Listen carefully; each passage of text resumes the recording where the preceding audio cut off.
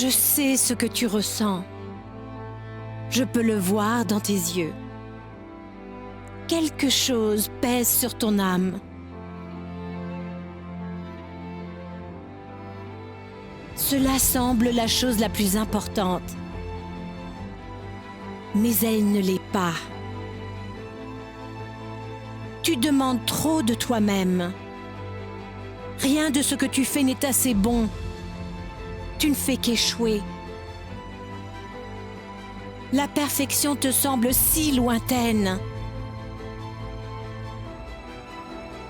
Mais il faut que tu saches. Tu n'es pas sans espoir.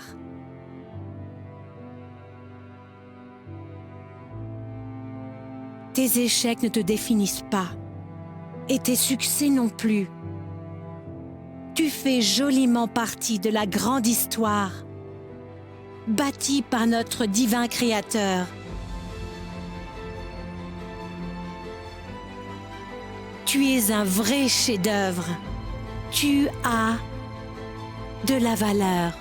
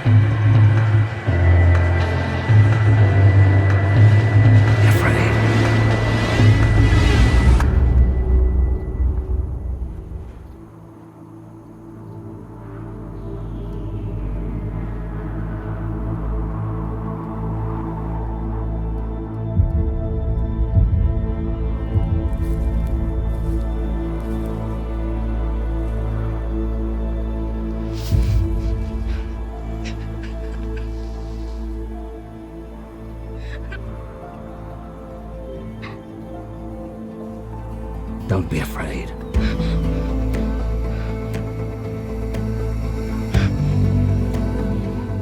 Follow me.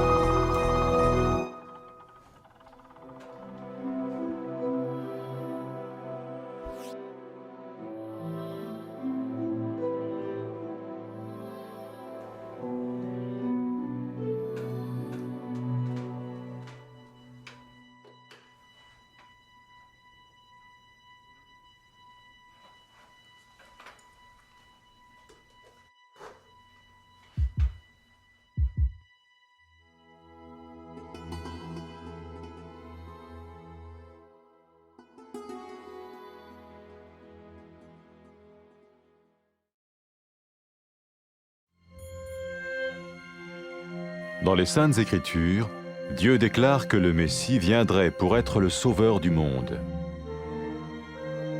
La vie de Jésus prouve qu'il est bien celui dont les prophètes avaient parlé. Ésaïe a prophétisé que la Vierge deviendrait enceinte et qu'elle enfanterait un fils. Des siècles plus tard, la naissance de Jésus accomplissait cette prophétie.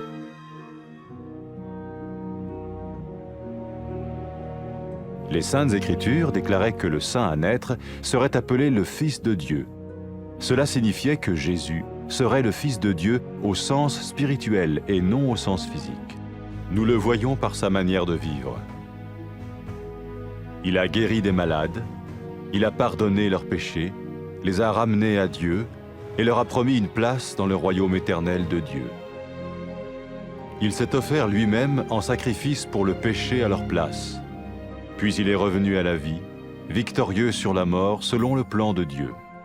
Jésus a dit « Personne ne me prend la vie, mais je la donne de ma propre volonté ».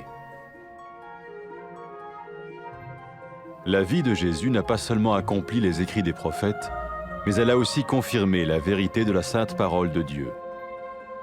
Les prophètes avaient écrit « Ta parole, ô mon Dieu, est parfaite, elle dure à toujours ». Jésus lui-même a dit « Le ciel et la terre disparaîtront, tandis que mes paroles ne disparaîtront jamais ». Jésus est venu pour nous donner la vie dans toute sa plénitude. Et quand l'homme a désobéi à Dieu dans le jardin d'Éden, il a choisi sa propre voie et ses actions l'ont séparé du Créateur.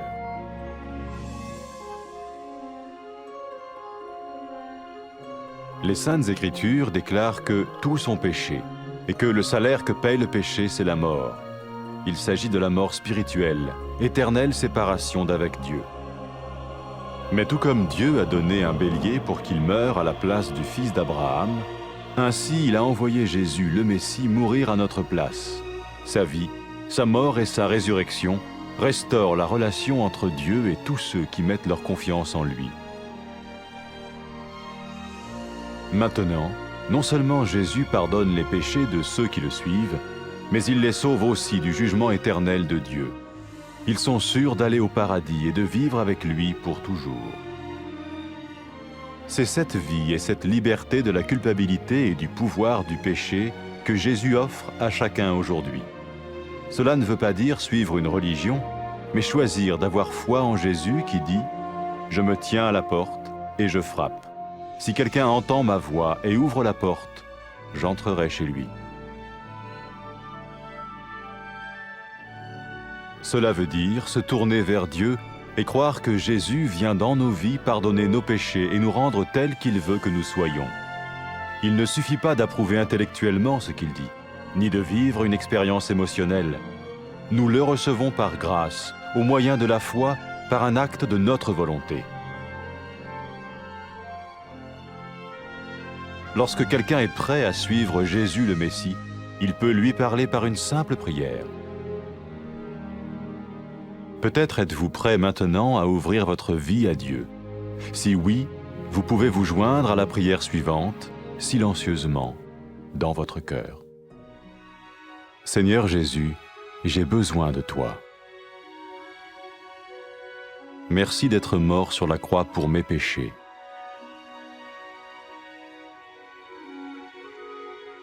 Je confesse mes péchés et je m'en repens.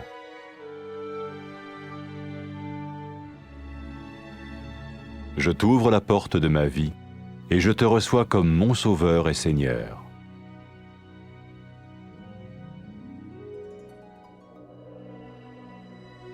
Merci de me pardonner mes péchés et de me donner la vie éternelle.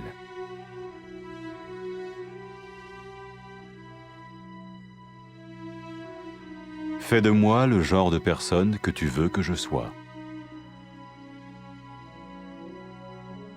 Maintenant que je deviens l'un de ceux qui te suivent. Amen.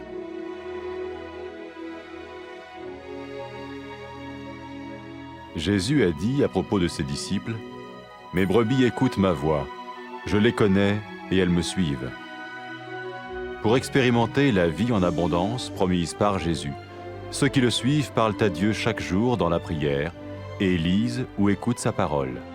Ils parlent de lui à d'autres personnes et rencontrent régulièrement ceux qui l'aiment et le suivent.